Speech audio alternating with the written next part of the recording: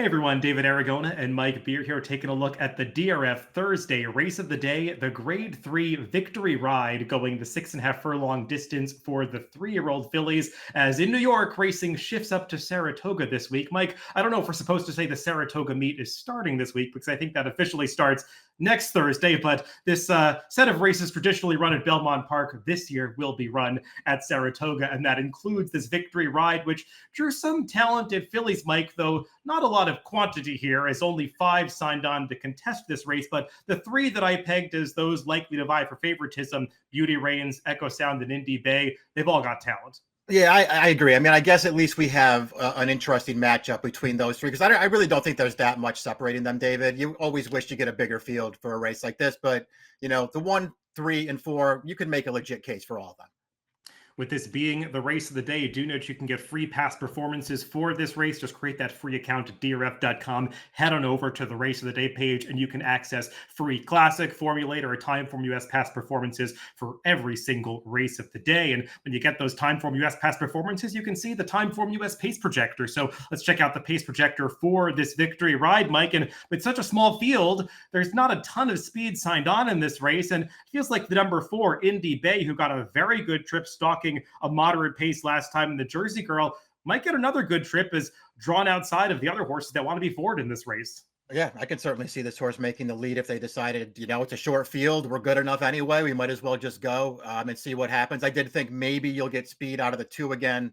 Holly Grove didn't really work for her last time against Echo Sound, but she's got enough speed to be forward. And it kind of feels like her only chance to be effective here is to go. Yeah, the number 1, Beauty Reigns, I think has more natural speed than is depicted on this pace projector, but she's drawn inside of her main rivals once again, like she was in the Jersey Girl, and didn't work out for her that day. She got shuffled back, and I think that's always a worry when you draw the rail with speed outside of you in races like this. And let's begin the conversation with that number 1, Beauty Reigns, as we go through the contenders, Mike. They tried to go longer with her a couple of times over the winter, didn't really work out. She's shown that she's more of a sprinter. They cut her back this spring, and she delivered a victory 2 back at Churchill Downs in fast time, got her career best 91 buyer that day. They stepped her up in the Jersey Girl. The bettors made her the favorite coming off the heels of Sovereignty's Belmont Stakes win. This was the day after that, and Belmont took money with this filly. She did not get an ideal trip. Like I mentioned, got shuffled back early. She kind of put herself in that position by not braking so alertly in that race and was always a little bit out of position. But she swung wide at the top of the stretch, had a look at it, and just couldn't quite finish off that race. Yeah, I mean, yeah, I agree with you. I mean, I look at the Jersey Girl and feel like, if I wanted to, I could give her enough of an excuse to want to just give her a chance to turn the tables on Indy Bay in this spot. And maybe that will ultimately be what happens, David. I'm not sure how much of an excuse she had last time. And then I go back to her other races and, ultimately, I just don't like them that much. I know that she got a fast figure 2 starts back. She got a good trip in that race. And there was just no closing going on. I don't know, man. To me, she was the toughest call in the race because I know that she can win, but I also just don't like her that much. And I don't think she's going to be good enough price for me to get really interested in her. Yeah, if I'm being honest, if she was drawn an outside post, I might have picked her in this race. I just don't want to upgrade her too much off the observation from last time because I feel like she's going to find herself in the exact same position in this race.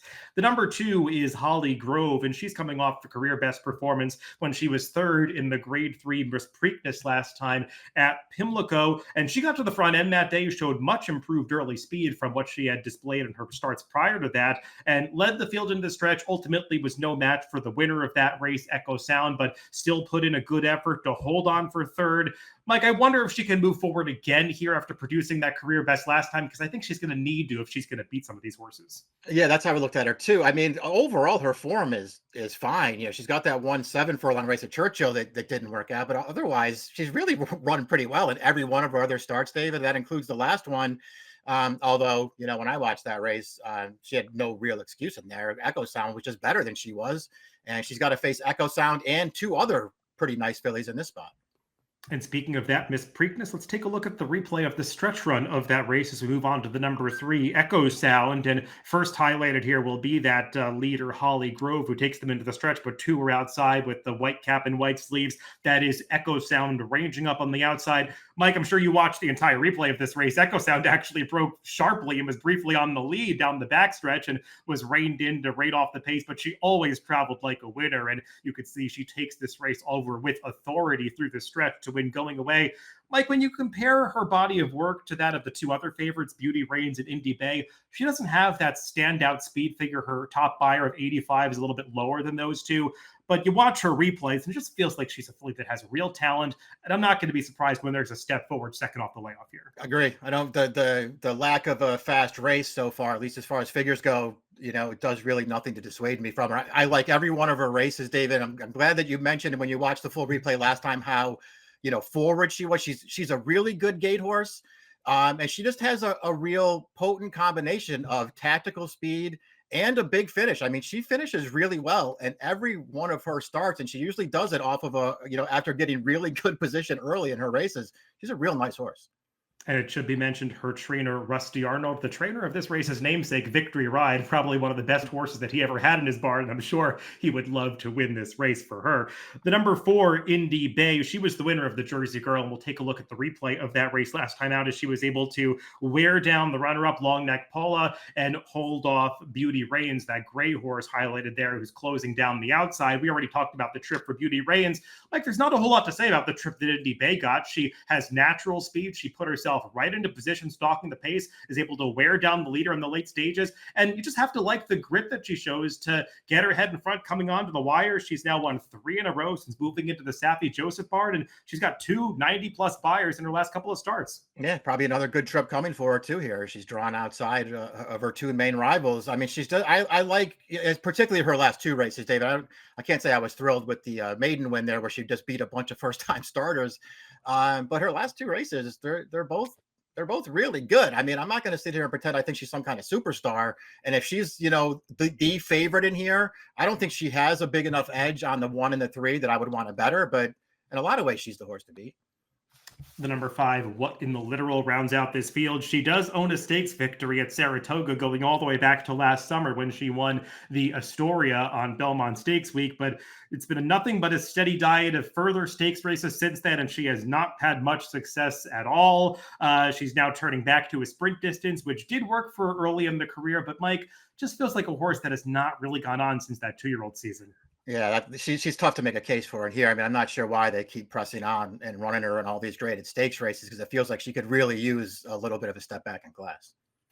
Let's go to picks for this Victory Ride, Mike, and I think we're going to land in the same spot here. Neither one of us are going to get too caught up in those slightly lower speed figures for the number 3 Echo Sound. She showed a lot of ability during her 2-year-old season, actually had a poor trip in her lone loss when she was second in the Fern Creek at the end of last year, and just feels like the race off the layoff was a good stepping stone for her to potentially move forward here. Yeah, I just really like her, David, and I like her more than the other 2 horses that are the horses that are going to take money in here. I'm just going to hope that she's not the favorite in here, and I just think this is a really good spot for her right back. 3-4-1-2 for Mike and 3-1-4-2 for me in the Grade 3 Victory Ride, the Thursday race of the day. Good luck if you're playing the races later this week.